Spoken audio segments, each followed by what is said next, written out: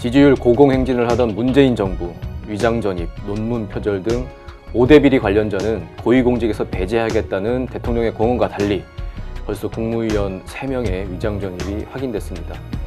이낙연 총리 인준안을 여야 합의로 처리하지 못하면서 국회 분위기는 더욱 안 좋아지고 있는데요. 쉽지 않아 보이는 문재인 정부의 조각 상황 짚어보겠습니다. 이낙연 총리는 가까스로 어제 국회에서 인준이 됐습니다. 근데 야당은 그 위장전입 인선 이런 문제에 대해서 사과를 요구했는데 사과는 비서실장이 했고요. 대통령은 이제 양해를 구하는 선에서 정리를 하고 넘어갔습니다. 대통령의 그 공약을 수정해야 하는 상황에서 사실은 대통령이 화끈하게 사과를 했으면 그것도 나쁘지 않았을 것 같은데 지금 이렇게 되면서 야당은 좀 분위기가 좀 안 좋은 것 같고요. 문재인 대통령은 이게 사과할 사안이 아니라고 생각을 했나 보죠. 논란이 발생하고 나서 임종석 비서실장이, 청와대 비서실장이 바로 사과를 국민들 앞에 했고, 네. 그러고 나서 문재인 대통령이 또 수석부장관 회의에서 직접 국민 앞에 얘기한 건 아니지만 그래서 양해를 구하고 앞으로는 좀 더 잘 해나가겠다 이런 얘기를 했죠. 이게 이제 물론 예를 들면 이명박, 박근혜 전 정부에 비하면 굉장히 양심적이고 상식적으로 대응을 한 셈이죠. 그런데 제가 볼 때 개인적으로 봤을 때는 이낙연 이제 총리 후보자, 지금 총리가 됐지만 그분 같은 경우는 이제 단순 이제 위장전입 문제, 위장전입에 해당되는 그런 그 결격 사유 논란을 넘어서 그거를 위장전입을 해명하는 과정에서 그 학교 배정을 위해서 이제 옮긴 문제가 있었기 때문에 굉장히 좀 부도덕한 측면이 있었거든요. 그래서 이 문제에 대해서는 문재인 대통령이 오히려 좀 직접 나서서 국민들한테 진솔하게 사정을 설명하고 이런 제약이 있었고 앞으로는 현실에 맞게 이렇게 해나가겠다라고 밝혔어도 훨씬 좋지 않았을까. 네. 왜냐하면 대부분 국민들이 이낙연 총리가 문제는 있지만 그래도 찬성해줘야 된다, 통과시켜줘야 된다라는 의견이 압도적으로 높았고 또 대통령 본인의 이제 지지도가 굉장히 높은 상황이기 때문에 이 상황에서 딱 직접 나와서 그때 밝히는 게 굉장히 문재인 대통령 다운 모습으로 네. 받아들여지고 야당, 특히 이제 제1야당 자유한국당한테도 이렇게 거세게 저항할 명분을 덜 주는 네. 그리고 본인 스스로 문재인 대통령이 이후 이제 조각 작업이나 어떤 국정 운영을 해나가는 데 있어서 굉장히 스스로도 정당성을 얻는 계기로 삼을 수도 있지 않았을까 하는 좀 아쉬움이 개인적으로 있습니다. 네. 네, 저는 그 법률가 출신 대통령이기 때문에 그런 측면이 있다고 봅니다. 예, 법조인들의 사고 방식 중에는 이제 비례 원칙, 과잉 금지 원칙 이런 게 있습니다. 잘못한 만큼 책임져라. 형사법에서는 이제 범죄를 저지른 만큼 이제 처벌을 받아야 되는 거고요. 민법상에서도 그 위법한 행위만큼 손해배상을 해야 되는 거죠. 그래서 이번에 이낙연 국무총리의 위장전입을 사전에 몰랐거나 또 사후에 알았어도 그렇게 심각한 것이 아니다 이렇게 판단했기 때문에 사과를 하지 않은 것 같습니다. 국민들한테 양해를 당부한다 이 정도를 얘기하는 것이 적절하다 이제 이렇게 판단한 것 같고요. 그런데 이제 사실은 정치인 출신 대통령이라면 이런 경우에 좀 과도할 정도로 화끈하게 사과하고 얼른 넘어가고 이렇게 했을 텐데 문재인 대통령의 어떤 기본적인 가치관이라고 할까요? 스타일이라고 할까? 그 자체가 이제 법률가 출신이기 때문에 좀 엄격하게 좀 논리적으로 따져보고 본인이 납득이 돼야 행동을 하는 그런 측면이 있습니다. 이런 스타일은 앞으로도 변할 가능성이 좀 높지 않은 것 같고요. 하나 좀 안타까운 것은 아무튼 야당 의원들 또 국민들이 약간 좀 기분이 상한 측면이 있습니다. 양해를 당부한다 이런 표현도 그렇고요. 또 정치화됐다. 국무총리 후보자 임명 동의가 정치화됐다. 이 얘기는 정치 공방을 왜 하느냐라고 야당을 약간 나무라는 듯한 그런 측면이 있습니다. 그래서 임명 동의안 처리 이후에도 야당 의원들이 여러 사람이 이제 개인 성명을 내고 이런 측면이 있는데 정치인으로서의 면모를 좀 더 보여줬으면 좋겠다 이런 생각을 좀 해봤습니다. 그러니까 이전의 국무위원 후보자들과 다른 게 어쨌든 문재인 대통령은 본인의 공약이었잖아요. 위장전입을 포함한 5대 비리 고위공직에서 배제를 하겠다고. 그게 이제 본인의 공약이었는데 어찌 보면 본인의 약속을 못 지키게 된 상황이어서 그러니까 후보자들의 흠결이 문제가 아니라 사실은 내가 말한 약속을 지키지 못한 부분에 대한 어떤 설명이 필요했던 것 같아요. 근데 이제 그 부분이 없어서 조금 더 뭐 야당도 그렇고 국민들도 좀 실망을 한 게 아닌가 좀 그런 생각이 들더라고요. 네. 역대 대통령들 보면 무슨 큰 사안이 터져서 이제 국민들이 좀 직접 목소리를 듣고 싶어 할 때 굉장히 뜸을 들이죠. 왜 그러냐면 대통령이 국민들 앞에 사과를 하고 뭔가 양해를 구하고 이런 거 자체는 본인의 이제 권위 또 정권 그 국정 추진력 이런 문제하고 연동된다고 보기 때문에 굉장히 사과는 좀 자제하려고 최대한 최후의 순간까지 미루는 경향이 있죠. 이번에도 아마도 이 문제 가지고 초장부터 이렇게 사과를 한다라고 하면 앞으로 또 어떤 그 돌발 변수들이 생길지 모르는데 좀 신중해야 된다. 타이밍 같은 거 또 계기 같은 거 잘 봐야 된다라는 좀 그런 고려도 했지 않았나 싶습니다. 네, 그 위장 전입에 대한 어쨌든 그 새로운 기준을 마련하겠다. 뭐 여기 여권에서 이제 그런 얘기가 나오고 있고 전병헌 청와대 정무수석은 2005년 7월 이후에 위장 전입자는 공직에서 배제하겠다 이런 이제 얘기도 했어요. 그런데 그 2005년 7월 기준으로 제시한 2005년 7월은 어떤 의미인가요? 우리 국무위원 장관 전원에 대한 인사청문회 제도가 노무현 정부 2005년 7월에 도입이 됐고요. 네. 2006년부터 이제 시행이 됐죠. 그래서 2005년 7월은 국무위원 전원에 대한 인사청문회 제도가 이제 그 시행이 된 그 기준점이라고 봅니다. 이게 하나의 이제 노무현 정부에서 그랬지만 그런 청문회 제도가 실시됐는데도 불구하고 위장 전입을 한 사람들은 대한민국에서 국무위원을 할 자격이 없다. 이제 이런 하나의 기준을 예시한 것 뿐이라고 봐야 됩니다. 이거를 지금 청와대에서 공식 발표한 것도 아니고요. 전병헌 수석이 설명하는 과정에서 이제 이런 기준점을 하나 제시한 것 뿐이고요. 이른바 5대 비리에 대해서 세부적으로 이걸 어떻게 기준을 잡을지 이건 청와대하고 또 국정기획 자문위원회 이런 데서 좀 연구를 해서 국민들한테 앞으로 좀 내놔야 되는 그런 측면이 있는 것 같습니다. 네. 어쨌든 그런 작업을 지금 여권에서 이제 하고 있는데 두 분 보시기엔 어떻게 보세요? 그 5대 비리를 어느 정도까지 용인을 해야 하는 건지 그 수준이라든지 예, 어떤 뭐 이 기준을 정하는 데 있어서 개인적으로 생각하시는 부분이 있다면 좀 말씀을 해주시죠. 쉽지 않은 문제이긴 하지만 이게 말씀 지금 하신 대로 2005년부터 이제 그 법이 개정돼서 모든 국민한테 인사청문회가 적용이 됐고 벌써 이제 10여 년 이상 계속 시행을 해왔고 매번 논란이 돼왔고 그러다가 이제 대통령 문재인 대통령 아예 5대 비리 못 박아가지고 이건 배제하겠다고 공약까지 한 상황인데 그 유형에서도 특히 이제 뭐 논문 표절, 부동산 투기, 병역 면탈, 세금 탈루 이런 거는 그래도 상대적으로 좀 그 판단하기가 용이할 것 같아요. 상대적으로. 근데 이제 위장 전입 지금 문제된 위장 전입이 문제인데 그것도 이제 부동산 투기 목적이 있을 테고 자녀 학교 문제 이런 게 있을 테고 이번처럼 선생님이 본인 학군 배정을 위한 용도가 있을 테고 실제로 따져보면 학교를 이제 그 내가 이 A라는 지역에 살지만 B 지역 아주 가까운 선 하나 근처로 B로 가는 경우에 굉장히 아이한테 좋은 이점 꼭 뭐 학군이 아니어도요 그런 그 이점이 있어서 고민을 하다가도 불법이기 때문에 못하는 사람이 있는 거고 네. 또 실제로 그게 뭐 별 죄의식 없이 굉장히 많이 하기도 하고 이런 상황이기 때문에 이거를 어느 한순간 뭐 누가 예를 들면 지금 청와대가 국정기획위원회에서 기준을 만들어 달라 이렇게 했는데 거기서도 의견을 만들어야겠죠. 그렇지만은 가장 중요한 건 국민들의 이제 공감대를 얻어서 뭔가 어느 선까지는 우리가 양해를 해줘야 된다. 어느 시점부터는 좀 봐줘야 된다. 이런 공감대를 형성하는 게 중요하기 때문에 결국 국회에서 여야가 머리를 맞대고 뭔가 좀 이참에 만들어서 앞으로는 이거 가지고 이제 소모적인 논란을 하지 않는 이런 좀 계기가 됐으면 좋겠어요. 근데 다만 이제 매번 야당이 되면 이런 기준을 같이 만들어주는데 꺼리죠. 왜냐하면 자기들이 면죄부를 현 정부에 면죄부를 주는데 활용될 수 있다고 보기 때문에 하지만 정권이 어떻게 바뀔지 모르는 거기 때문에 좀 백지 상태에서 한번 함께 머리를 맞대보는 게 좋을 것 같습니다. 네. 이 부분은 쉽지 않은 논쟁이긴 합니다만 제가 아주 쉽게 상식적으로 조금만 설명을 해드릴게요. 5대 비리의 제목을 가만히 보시면 병역 면탈, 이게 법률적인 무슨 용어인가요? 그렇지 않습니다. 부동산 투기. 자, 부동산 투기하고 부동산 투자하고 뭐가 다르죠? 위장 전입.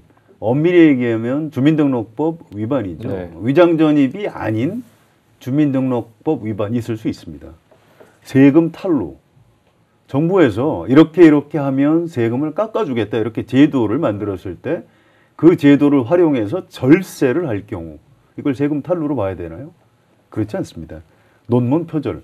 논문 전체를 취소해야 될 정도로 중대한 어떤 표절을 했다. 뭐 그건 뭐 논란의 여지가 없겠습니다만 논문을 쓰다 보면 출처를 제대로 못 밝히는 뭐 한두 문장을 갖다 인용을 했다. 이런 것도 과연 표절로 봐야 될까요? 이 이른바 5대 비리는 엄밀히 얘기하면 법률적인 기준이 아니고 정치적인 기준인 겁니다. 이낙연 후보자도 위장전입 인정하느냐? 인정한다라고 정치적으로 인정을 한 거죠. 법률적으로 따지면 주민등록법을 이제 위반한 거죠. 그래서 저는 이 문제에 대해서 엄밀한 기준을 만든다는 건 사실은 불가능하다고 보고요. 이런 기준점을 가지고 구체적으로 이게 타당성이 있는 건지 없는 건지 이런 것들은 청와대 검증을 통해서 또 국회 청문회를 통해서 또 어떤 일반 시민사회의 어떤 공감대라고 그럴까요? 그 기준에 의해서 또 국민들의 눈높이에 의해서 어느 정권에 따라서 또 시기에 따라서 결정될 그런 문제라고 봅니다. 예를 들어서 이명박 정부 때는 위장 전입을 아주 여러 차례 그것도 투기 목적으로 한 사람이 대한민국 대통령이 됐습니다. 그 밑에 장관들에 대해서 위장 전입한 사람들에 대해서 국민들이 그렇게 크게 문제 삼지 않았고요. 아주 악성이 아니라면 좀 그런 하자가 있더라도 능력이 있으면 되는 것 아니냐. 그 시대에는 국민들의 눈높이가 그랬고 그런데 지금 문재인 대통령 시기에는 국민들이 이제 그런 걸 요구하지 않고요. 또 문재인 대통령 본인이 나는 도덕적인 사람들 국무위원으로 쓰겠다 이렇게 약속을 하고 대통령이 됐기 때문에 지금 이런 논란에 좀 과도하게 휩싸이는 측면이 있습니다. 아무튼 이 문제에 대해서 기준을 만들기가 사실은 쉽지는 않을 것이다. 또 앞으로 시대가 변해가면서 이 기준의 항목과 내용이 얼마든지 좀 달라질 수 있을 것이다. 저는 이렇게 생각합니다. 네, 이번에 어쨌든 이낙연 총리 후보자의 인주는 조금 그 어려움이 예상이 됐지만 어쨌든 국민의당이 총리는 빨리 세워야 한다, 협조하겠다 이렇게 이제 물꼬를 튼 이제 측면이 있는데 그렇지만 어쨌든 국민의당을 포함한 다른 야당들은 지금 현재 국무위원 후보자들에 대한 이제 문제 의식이 상당히 좀 있는 것 같고요. 그래서 앞으로 강경화 외교부 장관 후보자, 김상조 공정거래위원장 후보자 등등등 이제 줄줄이 계속 그 인사청문회가 예정이 돼 있습니다. 야당의 이제 검증 강도 앞으로 좀 더 거세질 것 같은데 어떻게 보시는지요? 그렇습니다. 당연히 그렇게 지금 공개적으로 야당들이 얘기를 하고 있고 심지어 국민의당도 총리 인준하는데 가장 이제 앞장서서 이제 물꼬를 터준 국민의당도 앞으로 남은 청문회에서는 이제 굉장히 야당답게 하겠다라고 입장을 밝히고 있죠. 자유한국당 같은 경우는 이제 의석이 가장 큰데 여기는 어제 그렇게 얘기했죠. 전부 야당들이 다 여당 이중대가 돼 있다. 여권 이중대가 돼 있다. 그래서 제1야당이 인사난맥 그리고 정부의 독선에 이제 강력하게 저항하겠다. 강력한 대여 투쟁을 할 수밖에 없다라고 얘기를 한 거죠. 특히 이제 자유한국당 같은 경우는 이제 내부적으로도 지금 대선 패배 뒤에 굉장히 좀 갈등이 휩싸여 있고 하던 마당이고 계속 질질 끌려가고 정부에 이런 상황이었는데 이번에 어떤 이제 명분과 계기를 얻은 거죠. 이제 이번 이낙연 총리 인준 사태에 이제 강하게 우리는 반대라 하고 이제 본회의장에서 퇴장하고 이름으로써 이제 앞으로 대여 투쟁으로 갈 이제 기회를 잡은 측면이 있기 때문에 남은 청문회에서는 굉장히 좀 난항이 예상되고 그리고 실제로 나날이 갈수록 이제 김상조 공정거래위원장 후보자나 강경화 외교부 장관 후보자 청문회가 이제 김상조 6월 2일, 강경화 6월 7일 또 6월 7일에는 김동연 기재부 장관 후보자도 있고 김희수 헌법재판소장 후보자도 이제 청문회가 예정돼 있는데 굉장히 좀 미세한 현미경 검증을 할 것으로 이렇게 예상됩니다. 이제까지 장관 내각만 놓고 보면 6명의 후보자를 지명한 상태고 각 부처를 다 바꾼다고 할 때 11명을 추가로 또 장관 후보자만 임명을 해야 되고 청문회를 거쳐야 되는 과정입니다. 분명히 이 과정에서 모든 사람이 그대로 순탄하게 다 임명될 것이냐 그렇게 보긴 좀 힘든 상황이라고 봐야겠죠. 뭐 약간의 이제 차이는 있습니다. 왜냐하면 국무총리 후보자는 국회 임명 동의라는 네. 투표를 거쳐야 되고요. 이 장관 후보자들의 경우에는 심사 결과 보고서가 채택이 안 되더라도 대통령이 그냥 임명을 강행할 수 있습니다. 정치적인 부담을 무릅쓰고 할 수 있는 거죠. 결국은 이 부분은 사실은 여론에 달려 있다고 봅니다. 청문회 과정을 통해서 뭔가 문제가 드러났는데 그걸 국민들이 보고 저거는 곤란하지 않느냐 이런 여론이 다수를 형성하게 되면 대통령이 낙마시키겠죠. 그렇지 않고 일부 야당에서 반대하더라도 이 정도는 국민들이 양해할 것이다라고 대통령이 정치적으로 판단을 하면 청문보고서가 채택이 안 되더라도 아마 임명을 강행을 할 겁니다. 이제 이런 부분들을 앞으로 문재인 대통령과 문재인 정부의 어떤 정치력, 또 어떤 민심과의 거리, 뭐 판단력 이런 것들을 앞으로 잘 봐야 될 것 같은데요. 한 가지 좀 이런 측면이 있습니다. 원래 국무위원들 명단을 16명 한꺼번에 발표를 하면 검증이 그렇게 아주 자세하게 이루어지지는 그렇죠. 않습니다. 언론도 마찬가지고. 언론도 마찬가지죠. 뭐, 그 15명에 대해서 특별 취재반을 다 만들 수도 없는 거고요. 그 중에 뭐 한두 명 불가피하게 낙마를 하지만 그렇게 이제 강을 건너갈 때 한꺼번에 여러 명이 건너가면 낙마자가 있지만 대부분은 넘어간다 뭐 이제 이런 얘기도 합니다만 이번에 이제 김상조 후보자 또 강경화 장관 후보자 이런 분들의 경우에는 문재인 대통령이 좀 뭔가 개혁의 메시지를 확실하게 전달하기 위해서 일부러 좀 한 사람씩 발표한 측면이 있는 것 같습니다. 네. 그래서 이런 아주 개혁적인 사람을 공정거래위원장을 시킨다. 또 여성, 유리천장을 깰 수 있는 여성, 최초의 여성을 외교부 장관을 임명하겠다. 이런 식으로 뭔가 국민들한테 개혁의 메시지를 전달하려고 했는데 부작용으로 그 한 사람 한 사람이 야당이 아주 집중 표적이 되는 이런 네. 현상이 나타나고 있죠. 지금 김상조 공정거래위원장 후보자에 대해서는 사실은 이 김상조 교수를 별로 좋아하지 않는 세력, 뭐 기득권 세력 또는 재벌 이쪽에서 아주 그 뒷조사를 샅샅이 해가지고 네. 지금 언론사에 좀 제보를 하고 있다. 이제 이런 말도 나오고 있습니다. 앞으로 당분간 인사청문회 전국에서 문재인 대통령이 아마 좀 더 많은 시련을 겪지 않을까 이렇게 예상이 됩니다. 네, 말씀하신 것처럼 그렇게 단독으로 검증대에 올라서 지금 그런 검증을 겪고 있는 건데 강경화 뭐 후보자 같은 경우에는 위장 전입을 먼저 고백을 했어요. 뭐 초반에 그렇게 해서 이제 정면 돌파를 하는 것처럼 하고 그때도 뭐 저 여론이 나쁘지 않았던 것 같은데 김상조 후보자 같은 경우엔 언론 보도로 위장 전입이 뒤늦게 이제 노출이 됐거든요. 이런 거를 보면 청와대 인사 검증이나 어쨌든 이런 부분에 있어서 그 기능에 약간 조금 문제가 있는 게 아닌지 생각이 되는데 어떻게 보십니까? 인사 검증이 매번 이제 정부 초반 때 이제 인사 논란이 많이 생길 수밖에 없죠. 왜냐하면 인사 수요가 많으니까. 첫 번째 그렇고 검증하는 시스템 자체가 이제 제대로 갖춰져 있지 않은 상태에서 빨리 조각은 해야 되고 해서 하는 과정에서 이제 두 개가 충돌해서 나오는데 사실은 이제 엄밀하게 할 수 있다라면 김상조 공정거래위원장 후보자 같은 경우도 본인이 이제 사전에 내는 그 수백 개 항목의 그 자기 검증 동의서 그걸 체크해서 내면 그 과정에서 상당 부분은 걸러질 것이고 네. 청와대도 일부는 알았다고 봅니다. 그렇지만 말씀하신 대로 이게 아주 결격 사유는 아니다라고 해서 그냥 발표를 했을 테고요. 근데 이제는 이제 그 민정수석도 자리가 잡혀 있고 청와대 민정수석 잡혀 있고 다른 이제 국정원이나 이런 기관과 협력이 잘 될 거기 때문에 앞으로 지명하는 후보들에 대해서는 좀 더 철저하게 좀 들여다보고 있지 않을까 이렇게 생각을 해봅니다. 이 김상조 위원장 후보의 경우에 사실상 위장 전입을 시인하고 있지는 않은 겁니다. 네. 주민등록법을 위반했지만 이것은 위장 전입이 아니다. 이제 이렇게 주장을 하고 있고요. 이런 것들이 이제 이번 청문회에서 중요한 포인트가 될 겁니다. 이 정도는 국민들한테 설명하고 넘어갈 수 있다. 이렇게 청와대에서도 판단을 했다고 하고요. 김상조 교수 본인도 그렇게 설명을 했다고 합니다. 그런데 그럼에도 불구하고 이번 문재인 정부가 인수위원회 없이 출발을 하는 정부이기 때문에 청와대에 제대로 인사 시스템이 갖춰지지 않은 상태에서 강경화, 김상조 이런 분들의 인사 추천이 이루어졌다. 이런 면도 좀 감안을 해야 될 것 같습니다.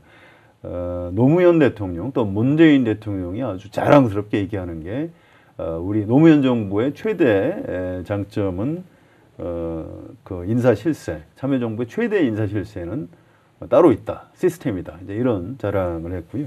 그 시스템이라는 게 이제 추천과 검증을 분리해서 네. 한다는 것, 또 대통령도 인사민원을 인사위원회에다 하면 위원회에서 투명하게 토론을 통해서 결정한다. 이런 것들이 이제 시스템인데 문재인 대통령은 그런 시스템이 갖춰지지 않은 상태에서 몇 사람 서둘러서 이제 국무위원과 장관급 후보자들을 추천을 했기 때문에 이런 약간의 사고가 난 측면 그런 것도 좀 있는 것 같습니다. 네. 일단 그리고 이제 재밌는 부분이 정치인 장관이 일단 대거 기용이 된 측면 그 점입니다. 김현미, 도종환, 김영춘, 김부겸 의원, 정치인 상당히 중진 의원, 뭐 재선 의원이기도 하지만 이 정치인 장관들이 상당히 지금 정부에 많이 들어갔다는 거 이게 좀 의미하는 바가 있지 않은가요? 예, 그렇습니다. 문재인 대통령이 민주당 정부다 이렇게 문재인 정부가 아니고 민주당 정부다 이렇게 네. 여러 차례 약속을 했고요. 약속을 지켰습니다. 또 취임 초기에 어떤 당정 일체를 위해서도 정치인들을 장관으로 쓰는 게 불가피한 측면이 있습니다. 어차피 내각 책임제 요소를 우리 헌법이 가지고 있기 때문에 이번에 입각한 아직 그 장관에 임명되지는 않았습니다만 국회의원 네 사람들이 좀 상당히 놀라울 정도로 문재인 대통령이 좀 파격적인 인사를 한 측면이 있습니다. 이분들이 문재인 대통령하고 아주 친한 사람들이 아닙니다. 친문이라고 딱 할 수가 없는 분들. 예, 그렇지 않습니다. 네. 김현미 의원도 지난 전당대회 때 이른바 친문 세력하고 굉장히 여성위원장 문제를 가지고 아주 강하게 충돌했던 사람이고요. 김영춘 의원도 이른바 부산파하고 좀 별로 사이가 안 좋았던 부산의 이제 비주류라고 할 수 있는 그런 분이고요.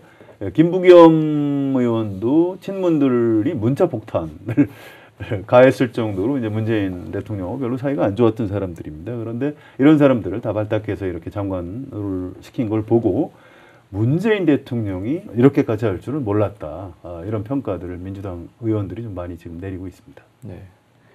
발표한 시점도 좀 의미가 있을 것 같은데 이제 이낙연 총리 논란 와중에 5월 29일 날 대통령이 이제 양해를 구하고 이튿날 이제 발표를 했거든요. 그러니까 그 얘기는 어쨌거나 인사는 내가 이제 앞으로 주도로 해 나간다라는 메시지일 테고 이 정치인들이 지금까지 국회의원이 장관으로 지명돼 가지고 청문회에서 낙마된 경우가 없었거든요. 그만큼 이미 여러 차례 선거를 통해서 이제 검증이 돼 있고 그다음에 이제 대야 관계에서도 뭔가 좀 협력이 좀 되는 측면이 있고요.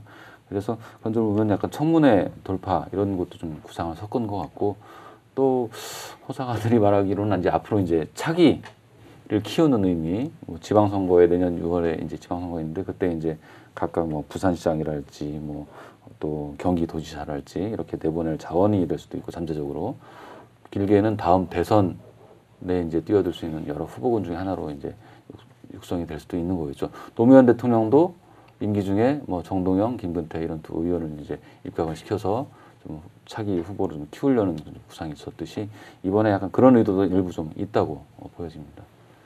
이 김현미 의원의 경우에는 그 국토교통부 장관의 여성을 시키는 게 굉장히 좀 파격적인 측면이 있는데요. 노무현 대통령이 2002년에 당선되고 김대중 정부의 마지막 환경부 장관이었던 김명자 장관을 건설교통부 장관에 임명하려고 시도를 했었습니다. 그런데 이제 고건 국무총리가 반대해서 불발이 됐는데요. 그 당시에 이제 환경 마인드에 입각한 건설 행정 이런 것이 필요하다. 이게 노무현 대통령의 생각이었고 또 문재인 그 당시 민정수석의 생각이었죠.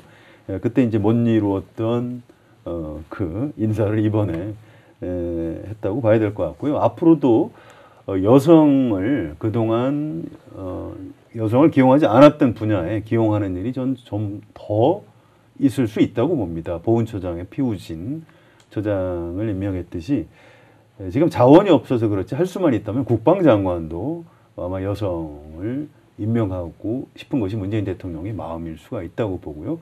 앞으로 그동안 금녀의 벽이 쳐져 있던 그런 꼭 장관이 아니라도 여러 공직에 여성들이 아마 대거 진출을 할 것으로 뭐 그렇게 예상이 좀 됩니다. 지난 대선 때 문재인 후보가 대통령이 될 것 같다고 느낌이 왔던 적이 있습니다. 유세차 사고 때 유족을 찾아가서 사과했고 동성애 혐오 발언, 또 북한 자연미인 발언이 문제가 되자 바로 사과를 했죠. 그래서 이번에 국무위원 후보자 3명의 위장전입이 확인됐을 때 바로 사과할 줄 알았는데 그러지 않더군요. 후보와 대통령 자격의 차이일까요? 진솔하게 원칙을 지키는 모습 잃지 않기를 바랍니다. 더정치 오늘은 여기까지입니다. 감사합니다.